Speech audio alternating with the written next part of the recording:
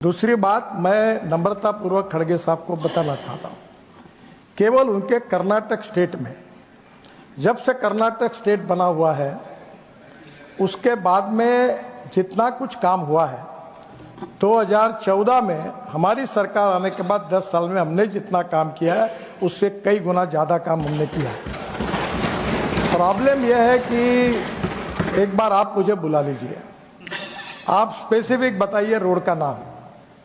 हम चेन्नई से लेकर पहली बार दिल्ली से मुंबई एक्सप्रेस हाईवे चेन्नई को लेकर, चेन्नई से नया हाईवे बन रहा है जिसका काम शुरू हो गया, चेन्नई से अपना सूरत से नासिक, नासिक से अहमदनगर, अहमदनगर से सोलापुर, सोलापुर से कर्नूल और कर्नूल से चेन्नई, बेंगलोर, मैसूर, हैदराबाद, कोचीन, त्रिवेंद्रम, कन्याकुमारी।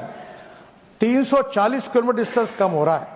और आपका जो क्षेत्र है वही बिल्कुल आपको मैं बताना चाहता हूं कि जो क्षेत्र है वो भी उसको कनेक्ट हो रहा है, उसके काम शुरू है। सोलापुर से, बीदर से लेकर बेंगलोर तक, हैदराबाद तक की जो कनेक्टिविटी है, आप मुझे बुला लीजिए, पहले एजेंडा भेज दीजिए।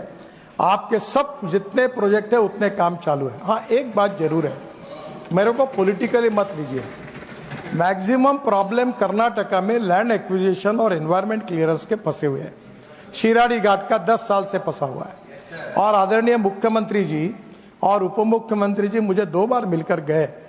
आप उनसे भी चर्चा करिए, मुझे पता नहीं आपकी उनसे चर्चा होती या नहीं होती पर आप उनसे भी करिए। वो भी ये कहते हैं कि आज तक हमको जितना नहीं मिला उतना मिला है। और मैं आपको एश्योर करता हूं, आप बहुत हमारे सीनियर नेता हैं, आप एजेंडा बताओ, जो जो एनएच पर आपका काम बताओगे उतना हर काम मैं करके दूंगा। और मेरे पास फिर से दोहरा रहा हूं कि ये सदन में एक भी कोई सदस्य मुझे बताए कि मैं जब 6-6 हजार, 12-12 हजार, 18 हजार करोड़ की बात कर रहा हूं, मैं तो नम्रतापूर्वक कहना चाहता हूं, कोई बोल दे कि उनके कोई काम में पैसे कम पड़े और काम अटका हुआ है तो आप बोलोगे वो मैं स्वीकार नहीं। हाँ, काम इसलिए अटकता है कि लैंड ने एक्वेशन नहीं हुई, काम इसलिए अटकता है कि इन्वायरमेंट फॉरेस्ट क्लियरेंस नहीं होता, काम इसलिए अटकता है कि कोर्ट में कोई चला जाता है, पर वो हमारी जिम्मेदारी है उसको रिजॉल्व करना।